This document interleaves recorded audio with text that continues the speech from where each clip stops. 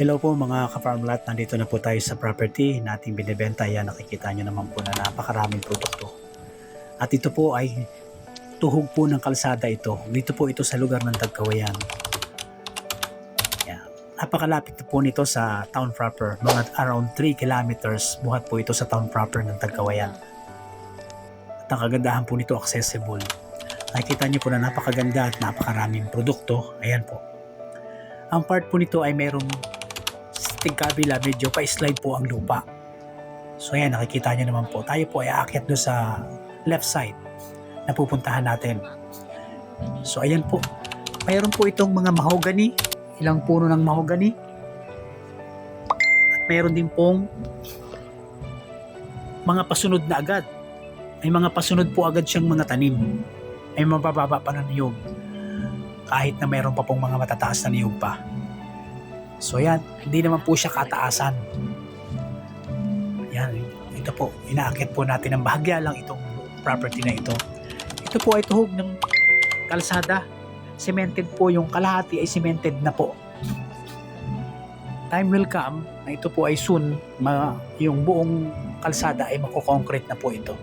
Napakamura ko na po nito mga ka-farmlat. Bilhin nyo na po. Binibenta na ng may-ari ng 2.5M. Malinis po ang titulo. TCT title. So yan. Sa mga naghahanap po dyan ng farm, ito po, para sa inyo po ito na produktadong farm dito sa Tagkawayan.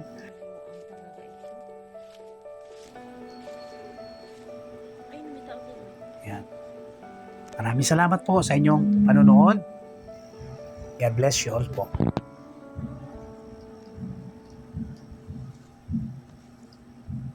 Yan, kung mayroon pa po kayong ibang mga katanungan, mag-PM lang po kayo sa akin. Nandiyan po sa screen ang aking contact number, WhatsApp and Viber.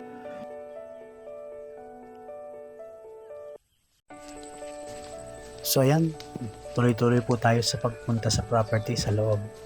Nakita naman po natin na yan, marami pong mga produkto talaga. Ayos na ayos po ang kanilang mga pagtatanim nila dito. So yan, may mga pasigunda po silang mga tanim. Bagamat mayroon po silang matataas na niyog, eh nagtatanim na po agad. Masipag po yung nakapwesto dito talaga sa lupa.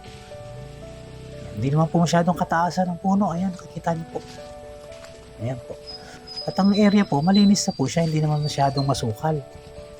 So tayo po ay bababa na rin sa, pabalik na po tayo dito sa kalsada. Ayan. Yan po kalsada na ito, ayan. Natuhog po ang property. Kabilaan po yan. Hindi naman po masyadong mataas, di ba? Ayan po ang ano. So ayan, yan po medyo hindi elevated siya ng lugar pero hindi po masyadong mataas. Ang frontage po nito ay kulang-kulang po nasa wala namang 100. Baka po mga 70 meters po ang frontage ng kalsada. Yan, babaybayin po natin ang bahagya. So ayan. Dito sa parting left side, nakikita nyo po, oh, halos level lang po sa kalsada. Oh. May part lang po kasi siya na talagang rolling ang lupa. Hindi naman po totally hilly, hindi naman slope, kundi banayad lang po yung pagkaano niya, elevated. So ayan. Andun, hanggang dun po yan.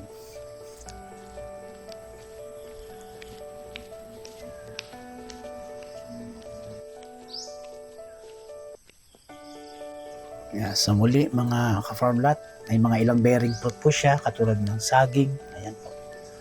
Doon po sa parting itaas ay mayroon po dong manggahan naman, mangga. Indian mango. So maraming salamat po mga ka-farmlat. Message na lang po kayo kapag mayroon po kayo ibang katanungan. Salamat po.